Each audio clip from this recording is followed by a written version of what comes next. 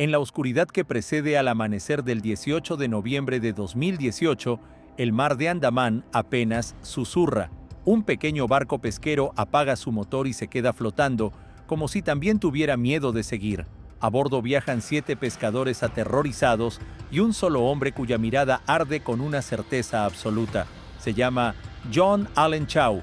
Tiene 26 años, es estadounidense y está convencido de que Dios lo ha enviado al último rincón del planeta que todavía no conoce la palabra civilización. Desciende al kayak, rema hacia la silueta negra que se recorta en el horizonte, la isla North Sentinel. En el diario que dejó en el barco, escribió horas antes: «Señor, no me dejes caer en manos de estos satánicos. ¿Es esta la última fortaleza de Satanás donde nadie se ha atrevido a entrar?». Llega a la orilla gritando frases que cree que entenderán. Ofrece pescado, un balón de fútbol. De la espesura salen figuras bajas, silenciosas, desnudas. Uno de ellos tensa un arco delgado. La flecha atraviesa la Biblia impermeable que John sostiene contra el pecho. El joven retrocede, remando con pánico hacia el barco. Al día siguiente volverá. Será la última vez que lo vean vivo. Los pescadores desde lejos observarán cómo los centinelenses arrastran su cuerpo por la arena y lo entierran en una fosa poco profunda. El mundo estallará en titulares: turista estadounidense asesinado por tribu aislada. Pero John Chau no era turista, y aquello no fue un simple asesinato. Fue el capítulo final de una historia que comenzó hace 60.000 años. Durante siglos, los marineros que pasaban cerca de esa costa maldita se hacían la misma pregunta susurrada: ¿qué hacen estos hombres con sus enemigos? Las respuestas que llegaban desde la niebla del tiempo eran siempre las mismas: los comen. El canibalismo, el último tabú humano, parecía seguir vivo en esa pequeña mancha verde perdida en el Océano Índico. Nos hemos acostumbrado a creer que eso quedó atrás, que es una pesadilla de libros antiguos. Pero, ¿y si no es así? ¿Y si en pleno siglo XXI aún existe un pueblo para el que la carne humana no es solo un horror, sino quizás algo cotidiano? La historia que vamos a contar no es solo la de la muerte de un misionero obsesionado. Es una investigación que nos obligará a mirar a los rincones más oscuros de nuestra propia historia y a preguntarnos quiénes fueron realmente los salvajes. Todo empezó con un hombre llamado Maurice Vidal Portman.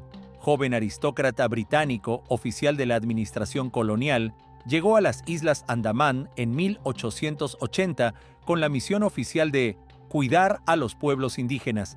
En realidad era una mezcla extraña de policía, antropólogo y carcelero. Portman estaba obsesionado. Medía cráneos, fotografiaba cuerpos desnudos, elaboraba diccionarios, convencido de que llevaba la luz de la ciencia a las tinieblas. Trataba a los indígenas como especímenes de laboratorio. En enero de 1880 desembarcó con una partida armada en North Sentinel. Buscaron durante días. La isla parecía vacía. Los centinelenses se habían esfumado en la selva en cuanto oyeron los motores. Al final encontraron un poblado abandonado y más adentro a una pareja anciana y 4 niños que no habían podido huir. Los capturaron y los llevaron a Port Blair, la capital. Portman quería estudiarlos, civilizarlos. Olvidó un detalle: 60.000 años de aislamiento habían dejado al sistema inmunológico de los centinelenses completamente indefenso ante las enfermedades del mundo exterior. Un simple resfriado era para ellos una sentencia de muerte. En Port Blair, los ancianos se enfermaron rápidamente y murieron. Portman, comprendiendo por fin su error, pero nunca su culpa, ordenó devolver a los niños a la isla. Los dejaron en la playa con regalos y se marcharon. Nadie sabe qué pasó después. ¿Sobrevivieron los niños?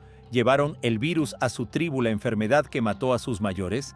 ¿Contaron a sus padres los horrores del mundo de los hombres pálidos, donde los ancianos morían sin herida visible? Lo único que sabemos con certeza es que, después de aquella visita, los centinelenses nunca volvieron a permitir que nadie se acercaran. Su hostilidad no es barbarie innata, es una lección aprendida a sangre y muerte, una lección que les dio el hombre que había venido a estudiarlos. Aquel crimen fundacional alimentó durante décadas el mito más persistente sobre los centinelenses, que eran caníbales. Si se defendían con tanta ferocidad, pensaban los europeos, era porque ocultaban algo terrible. La imaginación humana, siempre dispuesta a lo peor, llenó el vacío con la respuesta más antigua y aterradora: El mito sobrevivió al Imperio Británico, cruzó el siglo XX y aún hoy flota como un fantasma cada vez que alguien pronuncia el nombre de la isla. Pero los mitos son una cosa y los hechos son otra muy distinta. Cuando India obtuvo la independencia en 1947, las Islas Andamán pasaron a su jurisdicción. El nuevo gobierno tuvo que decidir qué hacer con las tribus no contactadas. Durante los años 60 y 70, intentó la vía opuesta a la de Portman, contacto amistoso sistemático. El antropólogo indio Triloknath Pandit lideró expediciones que, durante casi 3 décadas, se acercaban a la isla cada pocos meses. Nunca desembarcaban sin permiso, dejaban regalos en el agua, cocos, plátanos, trozos de hierro, y se retiraban. Al principio siempre recibían flechas, pero Pandit era paciente. Sus diarios recogen momentos asombrosos, centinelenses que a veces amenazaban, a veces parecían invitar, cantaban en la orilla, reían, hacían gestos incomprensibles. El 4 de enero de 1991, tras 24 años de intentos, ocurrió lo imposible. Los centinelenses entraron al agua desarmados y tomaron los sacos de cocos directamente de las manos de los antropólogos. Por primera vez en 60.000 años, aceptaban contacto pacífico voluntario. Existió un video breve, único, que dio la vuelta al mundo. Se les ve, hombres, mujeres, niños, rostros curiosos, cuerpos fuertes, miradas que no son de monstruos sino de personas. La euforia duró poco. Los contactos siguieron unos años más, pero nunca permitieron que nadie pisara la isla. En 1997, el gobierno indio tomó la decisión más sabia y dolorosa de su historia: suspender todo contacto. Acercarse a menos de 5 millas náuticas se convirtió en delito. ¿Por qué? Porque habían visto lo que les ocurrió a las demás tribus andamanesas que sí aceptaron contacto. Los grandes andamaneses, que en el siglo XIX sumaban unos 5.000, hoy son apenas unas pocas decenas. Sus lenguas están prácticamente extintas. Los Onge y los Jaragua también se redujeron a la sombra de lo que fueron: enfermedades, alcohol, opio, destrucción cultural, dependencia de subsidios estatales, convertirse en atracción turística. Esa fue la herencia de la civilización.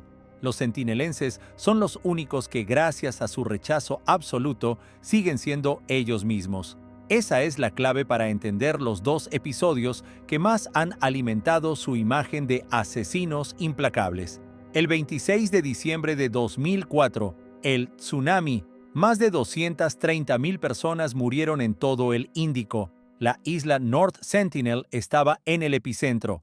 Los expertos dieron por extinguidos a sus habitantes. Días después, un helicóptero de la Guardia Costera India sobrevoló la isla esperando encontrar solo destrucción. Lo que vio un guerrero solitario en la playa, miró al pájaro de hierro que rugía sobre su cabeza y hizo lo que sus antepasados llevaban milenios haciendo: tensó el arco y disparó una flecha.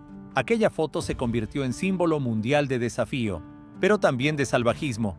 Sin embargo, aquel hombre acababa de sobrevivir al fin del mundo.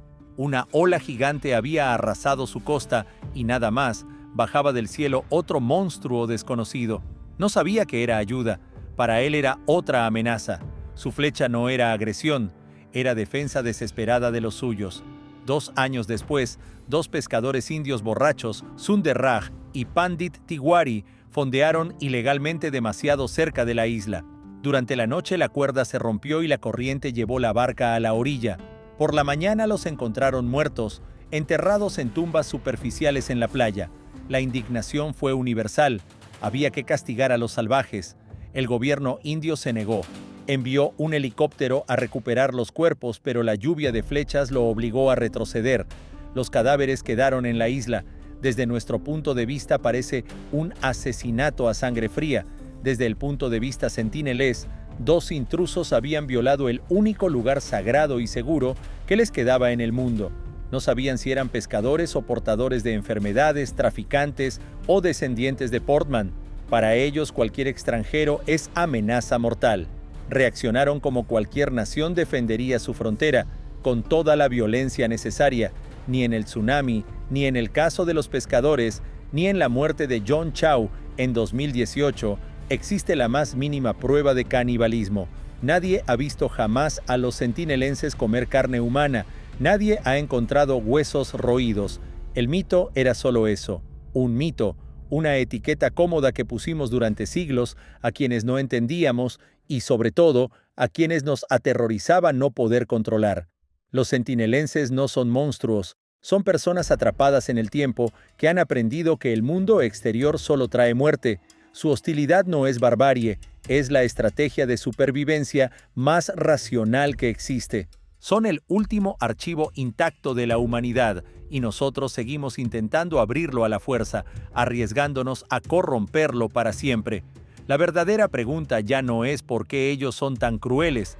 La verdadera pregunta es por qué nosotros no podemos dejarlos en paz. ¿Qué nos impulsa? La curiosidad científica que quiere estudiar su lengua, tal vez la más antigua del mundo. El afán religioso que cree salvar almas que quizá no necesiten salvación.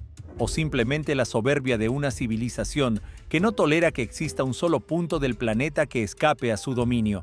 La historia de North Sentinel es un espejo, y en él no vemos a ellos, nos vemos a nosotros mismos, nuestra codicia, nuestra violencia, nuestra incapacidad de aceptar lo diferente. Los centinelenses no son los salvajes, son los últimos guardianes de un mundo que nosotros destruimos hace mucho tiempo. Hoy la isla sigue siendo el último lugar verdaderamente inaccesible del planeta. La ley india la protege, pero ¿por cuánto tiempo? Los drones sobrevuelan, los yates de ricos curiosos se acercan demasiado, los virus viajan más rápido que nunca. Un solo estornudo equivocado y será el fin. Un genocidio silencioso que nadie registrará. Nos quedan preguntas incómodas sin respuesta fácil. ¿Tiene derecho un pueblo a elegir el aislamiento total, aunque eso signifique renunciar a medicina moderna? ¿Es ético preservar su cultura a costa de posibles sufrimientos individuales que nunca sabremos? ¿O al dejarlos intocados, los estamos convirtiendo en el último zoológico humano exhibidos desde satélites para nuestro morbo antropológico? Cualquier decisión será trágica. Intervenir es casi seguro matarlos. No intervenir es condenarlos quizás a una extinción lenta por endogamia o azar y negarles el derecho a elegir su propio destino. John Chau creía que llevaba la salvación. Murió convencido de que hacía lo correcto. Los centinelenses volvieron a confirmar que el mundo exterior solo trae muerte. Ellos siguen allí, cazando con arcos, amando bajo las mismas estrellas que miraban sus antepasados hace 60,000 años, cantando canciones que nadie más entenderá jamás. Y cada vez que alguien intenta romper su soledad, responden como siempre han respondido. Tensan la cuerda del arco y la última flecha de la edad de piedra vuela hacia el futuro que nunca pidieron.